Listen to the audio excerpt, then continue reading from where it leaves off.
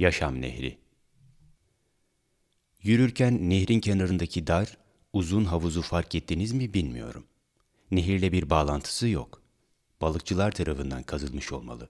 Derin ve geniş nehir sakince akarken bu havuz pislikle doludur. Çünkü nehirdeki yaşamla bağlantısı yoktur ve içinde balık bulunmaz. Durgun ve pis bir sudur bu. Oysa hemen yanında yaşam ve canlılık dolu derin bir nehir hızla akar. Peki insanların da böyle olduğunu düşünmüyor musunuz? Kendileri için hızla akan yaşam nehrinden uzak, küçük bir havuz kazar, o havuzda kokuşur, o havuzda ölüp giderler.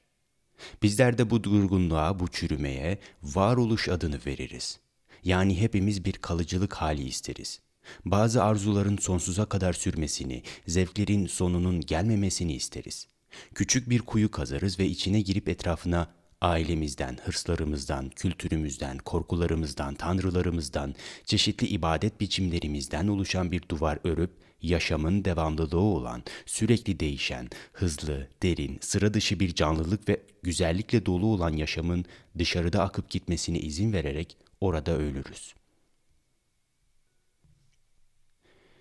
Nehrin kenarında sessizce oturduğunuzda onun şarkısını, suyun dalgalanmasının, akıntının ilerleyişinin sesini duyduğunuzu hiç fark ettiniz mi bilmiyorum.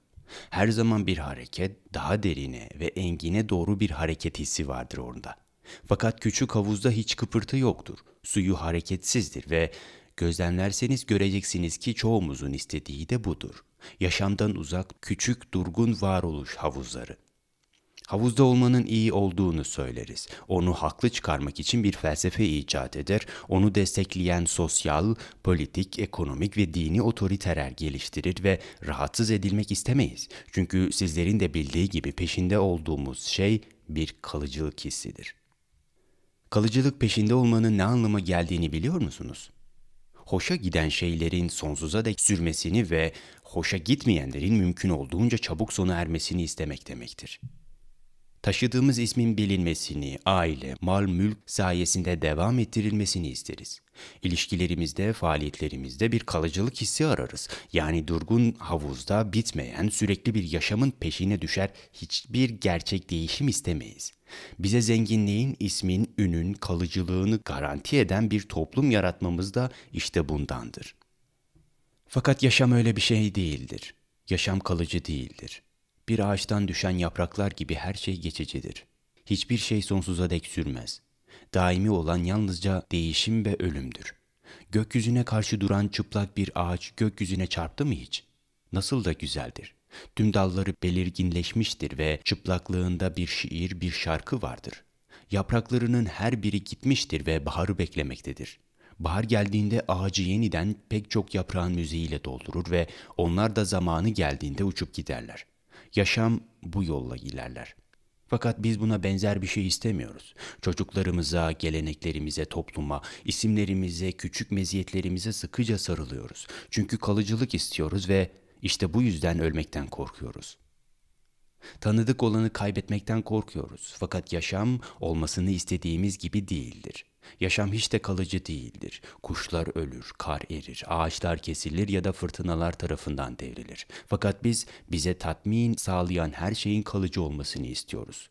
Konumumuzun, insanlar üzerindeki otoritemizin devam etmesini istiyoruz. Aslında yaşamı olduğu gibi kabullenmeyi reddediyoruz. Gerçek şu ki yaşam bir nehir gibi sonu gelmez bir biçimde hareket eder, araştırır, keşfeder, sıkıştırır, taşar ve her çatlağı su ile doldurur. Fakat zihin aynı şeyin kendi başına gelmesine izin vermez.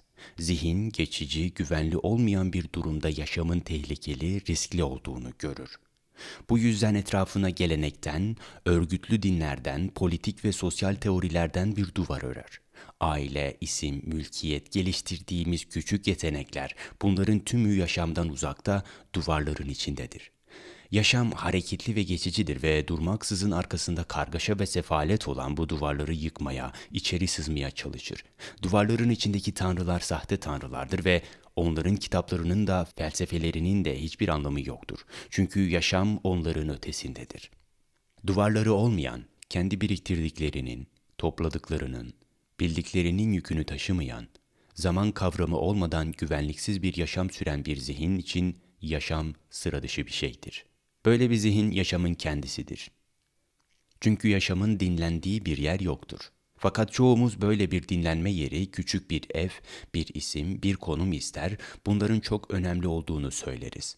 Kalıcılık talep ederiz ve aslında Tanrı olmayan, yalnızca kendi arzularımızın yansıması olan tanrılar icat ederek bu talepler üzerinden yükselen bir kültür yaratırız.